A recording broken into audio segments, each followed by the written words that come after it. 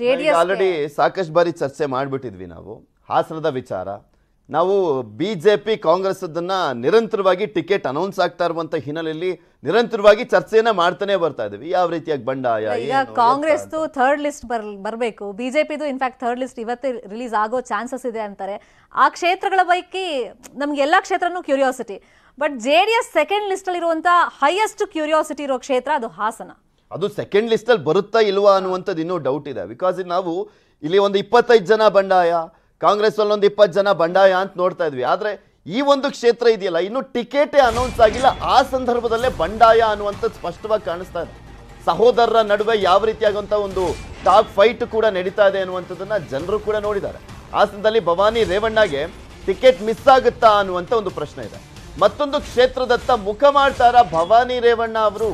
ಮೈಸೂರಿನ ಚಾಮರಾಜ ಕ್ಷೇತ್ರದಿಂದ ಸ್ಪರ್ಧೆಗೆ ಸರ್ಕಸ್ ಅಂತ ಹೇಳಲಾಗ್ತದೆ. ಫಸ್ಟ್ ಒಂದು KR ಪೇಟೆ ಕ್ಷೇತ್ರ ಅಂತ ಹೇಳ್ತಾ ಇದ್ರು.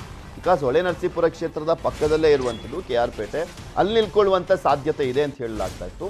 ಆದರೆ ಚಾಮರಾಜನಗರ ಕ್ಷೇತ್ರ ಮೋಸ್ಟ್ ಪ್ರಾಬಬ್ಲಿ ಇದೊಂದು ರಿಸ್ಕಿ ಕ್ಷೇತ್ರ ಆಗುವಂತ ಸಾಧ್ಯತೆ ಇದೆ. ಅಕಸ್ಮಾತ್ ಅವರು ಅಲ್ಲಿ ನಿಂತ್ಕೊಳ್ಬೇಕು ಅನ್ನೋದೇ ಸದ್ಯದ ಅವ್ರ ಲೆಕ್ಕಾಚಾರದ ಪ್ರಕಾರ ಒಕ್ಕಲಿಗರ ಪ್ರಾಬಲ್ಯ ಇರುವಂತ ಕ್ಷೇತ್ರ ಆಗಿರೋದ್ರಿಂದ ಸೊ ಅದನ್ನಾದ್ರೂ ಕೇಳೋಣ, ಅಲ್ಲಿಂದಾದ್ರೂ ನಿಲ್ಲೋಣ, ಹೆಂಗಾದ್ರೂ ಮಾಡಿ ಒಂದು ಕ್ಷೇತ್ರವನ್ನ ಗಿಟ್ಟಿಸ್ಕೊಳ್ಳೇಬೇಕು ಅಂತ ಹೇಳಿ ಭವಾನಿ ಡಿಸೈಡ್ ಮಾಡ್ದಂಗೆ ಕಾಣಿಸ್ತಾ ಇದೆ. ಆಕ್ಚುಲಿ ಶರ್ಮಿತಾ ನೋಡಿ, ಈಗ 5 ವರ್ಷದಿಂದ ಸಾಕಷ್ಟು ಕಷ್ಟ ಪಡ್ಕೊಂಡು ಒಳ್ಳೊಳ್ಳೆ ಕೆಲಸ ಮಾಡ್ಕೊಂಡು ಬಂದಂತ ಟೈಮ್ ನಲ್ಲೇ ಜನ ಮನ್ನಣೆಯನ್ನ ಕೊಡೋದಿಲ್ಲ, ಅಲ್ಲೇ ಉಲ್ಟಾ ಆಗ್ಬಿಡುತ್ತೆ. ಅಂಥದ್ರಲ್ಲಿ ಈಗಿನ್ನು ಉಳಿದಿರುವಂತದ್ದೇ ಒಂದು 20 ದಿನ, ಅಂದ್ರೆ ಪ್ರಚಾರ ಕಾರ್ಯವನ್ನ ಮಾಡ್ಕೊಂಡ್ಬಿಟ್ಟು ಜನರನ್ನ ಸೆಳೆಯುವಂತ ನಿಟ್ಟಿನಲ್ಲಿ. ಆದ್ರೆ ಈ 20 ದಿನದಲ್ಲಿ ಸಾಧಿಸ್ಲಿಕ್ಕೆ ಆಗತ್ತಾ?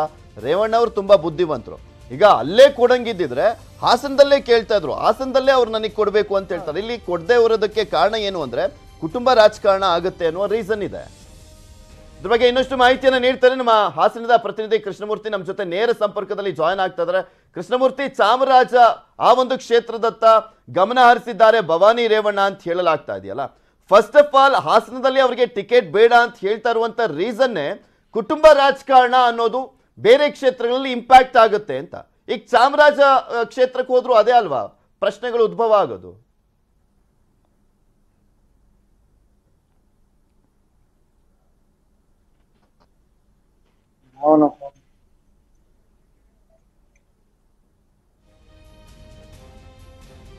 ಈಗ ಚಾಮರಾಜ ಅಂತ ಅವ್ರು ಕೇಳಿದ್ರು ಕೂಡ ಒಕ್ಕಲಿಗರ ಪ್ರಾಬಲ್ಯ ಇದೆ, ನಾನು ಈಸಿಯಾಗಿ ಗೆದ್ದು ಬಿಡ್ತೀನಿ, ಟ್ರೈ ಮಾಡ್ತೀನಿ ಅಂತ ಹೇಳಿದ್ರು ಕೂಡ ಅದಕ್ಕೆ ಕುಮಾರಸ್ವಾಮಿ ಮತ್ತೆ ದೇವೇಗೌಡರು ಅಂಕಿತವನ್ನ ಸೂಚಿಸಬೇಕಲ್ಲ. ನೀವು ಹೇಳ್ದಂಗೆ ಪೃಥ್ವಿ, ಈಗ ಸಾಮಾನ್ಯ ಕಾರ್ಯಕರ್ತನಿಗೆ ಹಾಸನ ಟಿಕೆಟ್ ಅಂತ ಪದೇ ಪದೇ ಅವ್ರು ಹೇಳ್ತಿದ್ದ ಉದ್ದೇಶನೇ ಕುಟುಂಬ ರಾಜಕಾರಣ ಅನ್ನೋ ಒಂದು ಹಣೆಪಟ್ಟಿಯಿಂದ ದೂರ ಸರಿಬೇಕು ಅಂತ ಹೇಳಿ. ಎಕ್ಸಾಕ್ಟ್ಲಿ. ಮತ್ತೊಮ್ಮೆ ಸಂಪರ್ಕಕ್ಕೆ ಸಿಕ್ಕಿದ್ದಾರೆ ನಮ್ಮ ಪ್ರತಿನಿಧಿ ಕೃಷ್ಣಮೂರ್ತಿ, ನಾನು ಆಗ್ಲೇ ಪ್ರಶ್ನೆ ಕೇಳಿದೆ, ಮಾತನಾಡ್ತಾ ಇದ್ರೆ ಡಿಸ್ಟರ್ಬೆನ್ಸ್ ಬಂತು, ಮುಂದುವರಿಸಿ.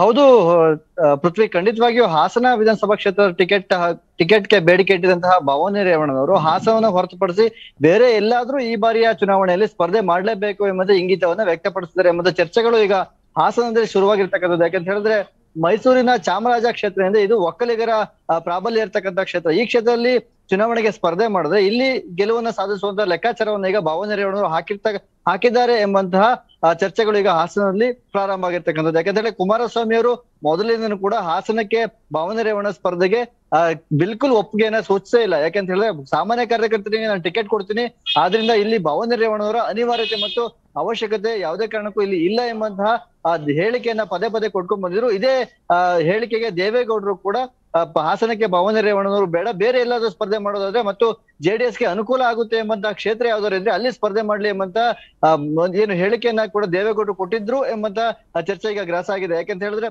ಹಾಸನದಲ್ಲಿ ಭವಾನಿ ರೇವಣ್ಣನವರು ಸ್ಪರ್ಧೆ ಮಾಡಿದ್ರೆ ಸ್ವರೂಪ್ ಅವ್ರಿಗೆ ಟಿಕೆಟ್ ಕೈ ತಪ್ಪುತ್ತೆ. ಟಿಕೆಟ್ ಕೈ ತಪ್ಪಿದ್ರೆ JDSಗೆ ಪ್ರೀತಮ್ ಗೌಡ ಅಂದ್ರೆ ಇವರನ್ನ ಸೋಲಿಸ್ಲಿಕ್ಕೆ ಸಾಧ್ಯ ಆಗೋದಿಲ್ಲ. ಡಿ ಗೌಡರು ಮತ್ತು ಒಕ್ಕಲಿಗ ಸಮಾಜದಲ್ಲಿ ಎರಡು ಸಮುದಾಯ ಬರುತ್ತೆ. ಒಂದು ಡಿ ಒಕ್ಕಲಿಗ, ಮತ್ತೊಂದು ಮುಳ್ಳು ಒಕ್ಕಲಿಗ. ಈ ಎರಡು ಸಮುದಾಯವನ್ನ ನಾವು ಓಲೈಕೆಗೆ ತೆಗೆದುಕೊಳ್ಳಲೇಬೇಕು ಅಂತ ಹೇಳಿದ್ರೆ ಸ್ವರೂಪ್ ಅವ್ರಿಗೆ ಟಿಕೆಟ್ ಕೊಡ್ಬೇಕು.